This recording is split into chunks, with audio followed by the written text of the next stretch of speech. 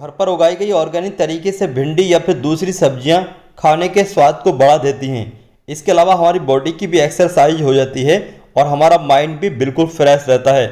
आज की इस वीडियो में हम सीखेंगे घर पर गमलों में, क्यारी में या फिर ग्रो बैग में ऑर्गेनिक तरीके से भिंडी को आसानी से कैसे उगा सकते हैं। इसके अलावा भिंडी उगाने का सही टाइम कौन सा होता है, कौन सा भिंडी के पौधे में फर्टिलाइजर इस्तेमाल करना चाहिए, कब कब और कैसे पानी देना चाहिए, इसके बारे में हम आज की इस वीडियो में आपको पूरी जानकारी देंगे। इसलिए आज की इस वीडियो को आप शुरू से लास्ट तक जरूर देखें। इसके अलावा अगर आप हमारी ये वीडियो फेसबुक पर देख रहे हैं तो हमारे पेज को लाइक, अगर यूट्यूब पर देख रहे हैं तो हमारे चैनल को हमसे जुड़ने के लिए सब्सक्राइब जरूर कर लें। किचन गार्डन में, गमलों में, क्यारी में भिंडी के पौधे उगाने के लिए सबसे पहले आपको भिंडी के बेहतरीन क्वालिटी के सीड्स चाहिए, जो आपको आपके लोकल एरिया की गार्डनिंग शॉप से आसानी से मिल जाएंगे। इसके अलावा यहाँ पर एक बात का ये जानना जरूरी है, कौन से मौसम में कौन से भिंडी के बीज खरीदने चाहिए और कौन से बीज लगाने चाहिए। जैसे कि अभी मौसम चल रहा है, फरवरी से लेकर के लास्ट अप्रैल या फिर मई जून तक आप जो बीज लगाएंगे वो बीज लगाएंगे देसी भिंडी के।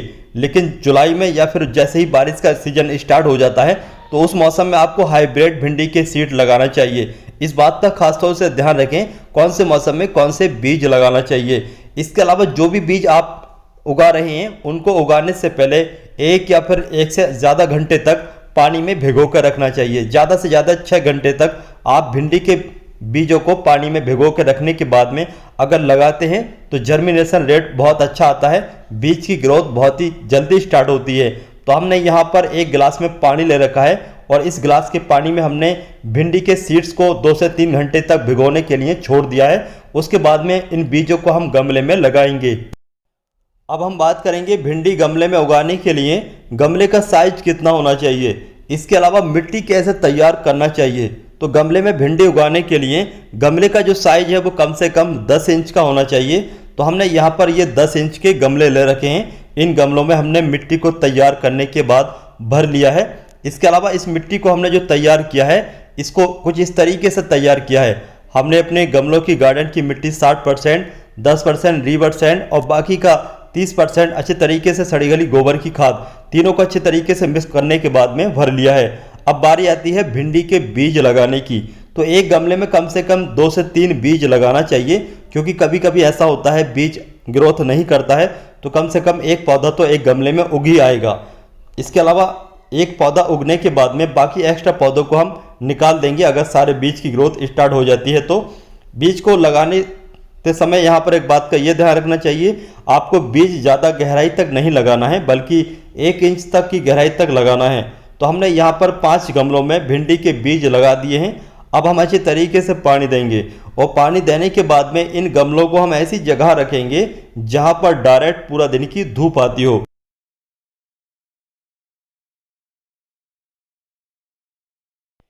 इन गमलों में भिंडी के सीड्स लगाने के 10 दिन के बाद का ये रिजल्ट है। जैसे कि आप यहाँ पर देख सकते हैं सभी गमलों में सभी बीजों की अच्छी तरीके से ग्रोथ स्टार्ट हो चुकी है और पौधे अच्छे तरीके से ग्रोथ कर रहे हैं। यहाँ पर एक बात का ये ध्यान रखें, बीज लगाने के बाद मिट्टी में पानी की कमी नहीं होना चाहिए। अगर बीज लगाने के बाद मिट्टी में पानी की कमी हो जाती है, टॉप के एरिया की सॉइल ड्राई हो जाती है, तो क्या होगा कि जो बीज आपने लगाए हैं वो बीज मिट्टी के अंदर पड़े पड़े खराब हो जाएंगे। तो खास तौर से ध्यान रखें, मिट्टी के अंदर हल्का मॉइस्चर बनाए रखें।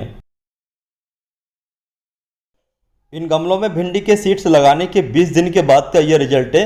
20 दिन के बाद जैसे कि आप यहाँ पर देख सकते हैं पौधों की ग्रोथ बहुत ही अच्छे तरीके से चल रही है। जैसे कि आपने पहले देखा था, हमने एक ही गमले में भिंडी के 3-3 बीज लगाए थे। 3-3 बीज लगाने के बाद में 3-3 भिंडी के पौधे उगे थे, लेकिन हमने बाकी के 2-2 पौधों को दूसरे गमले में ट्रांसप्लांट कर दिया है। एक एक गमले में हमने एक एक भिंडी का पौधा छोड़ा है, जिससे कि एक एक पौधे की ग्रोथ अच्छे तरीके से चले। क्योंकि 10 इंच का गमला है तो 10 इंच के गमले में सिर्फ एक पौधा ही चल सकता है, बाकी के पौधों को निकालना बहुत ही ज़्यादा ज़रूरी था। इसके अलावा एक एक भिंडी से ज़्यादा भिंडी लेने के लिए आपको भिंडी के पौधों पर बंजी कटिंग यानी कि टॉप के एरिया से इनको पिंच करना चाहिए। पिंच करने से क्या होगा कि आने वाले समय में इन पर ज़्यादा साइड ब्रांचेस निकलेंगी। जब ज़्यादा साइड ब्रांचेस निकलेंगी तो जाहिर सी बात है इन पौधों पर ज़्यादा फूल और ज़्यादा फूलों से ज़्यादा भिंडी लगेंगी। लेकिन अगर हम इनको पिंच नहीं करते हैं तो ये भिंडी के पौधे सिर्फ लंबे लंबे बढ़ते रहेंगे और इन पर साइड ब्रांचेस नहीं बनेंगी। जब साइड ब्रांचेस नहीं बनेंगी तो भिंडियाँ भी कम लगेंगी। तो जैसे कि आप यहाँ पर देख सकते हैं इस छोटे से पौधे पर ही अभी से भिंडी लगना शुरू हो चुकी है। अगर हम इसको पिंच नहीं करेंगे तो इस पौधे पर ये भिंडी बड़ी हो जाएगी, तो बड़ी होने के बाद में बाकी की भिंडियाँ नहीं आएंगी। इसके अलावा पिंच करने का एक फ़ायदा ये भी होता है कि पौधा काफ़ी मोटा हो जाता है, हेल्थी हो जाता है, और जब हेल्थी पौधा हो जाता है तो उस पर ज़्यादा भिंडी लगने के चांस होते हैं। तो इस तरीके से सारे पौधों को हम पिंच कर लेते हैं। पिंच करने के बाद में वर्मी कंपोस्ट या फिर गोबर की खाद ऐड करेंगे, जिससे कि इन पौधों की ग्रोथ अच्छे तरीके से हो और आने वाले समय में इन पर भिंडियाँ भी सही तरीके से लग सकें। भिंडी के पौधों की मिट्टी में फर्टिलाइजर ऐड करने से पहले हम इस तरीके से पौधे की मिट्टी की गुड़ाई कर लेते हैं। मिट्टी की गुड़ाई आपको सिर्फ 1 या फिर 1.5 इंच तक करनी है, ज़्यादा गहराई तक गुड़ाई नहीं करनी है। और गुड़ाई करने के बाद में 1 मुट्ठी के लगभग वर्मी कंपोस्ट या फिर गोबर की खाद ऐड कर देना चाहिए, और ऐड करने के बाद में पानी देना चाहिए। पानी देने के बाद में पौधे को ऐसी जगह रखना चाहिए जहाँ पर डायरेक्ट पूरा दिन की धूप मिलती रहे, जिससे कि पौधा अच्छे तरीके से ग्रोथ करता रहे। इन भिंडी के पौधों में फर्टिलाइजर ऐड करने के बाद का रिजल्ट आपके सामने है। जैसे कि आप देख सकते हैं, ये पौधे पहले से काफ़ी घने और हेल्थी हो चुके हैं। इसके अलावा इन पौधों पर भिंडियाँ भी लगना शुरू हो चुकी हैं, जैसे कि आप यहाँ पर देख सकते हैं। इसके अलावा अभी भी काफ़ी सारी फ्लावरिंग हो रही है। ऊपर के एरिया में भी आप देख सकते हैं 3 भिंडियाँ छोटी छोटी बन रही हैं, बाकी 2 नीचे बन रही हैं। तो इस तरीके से काफ़ी सारे सभी पौधों पर भिंडियाँ और फूल आना शुरू हो चुके हैं। आने वाले समय में हमारी फैमिली के लिए काफ़ी सारी भिंडियाँ टाइम टू टाइम हमें मिलती रहेंगी और हम ऑर्गेनिक भिंडियाँ खाते रहेंगे।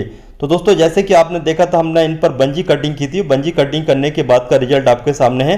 पौधों पर साइड ब्रांचेस निकल चुकी हैं और साइड ब्रांचेस पर काफ़ी सारी भिंडियाँ भी लग चुकी हैं, यानी कि एक पत्ते के साथ एक भिंडी लग चुकी है।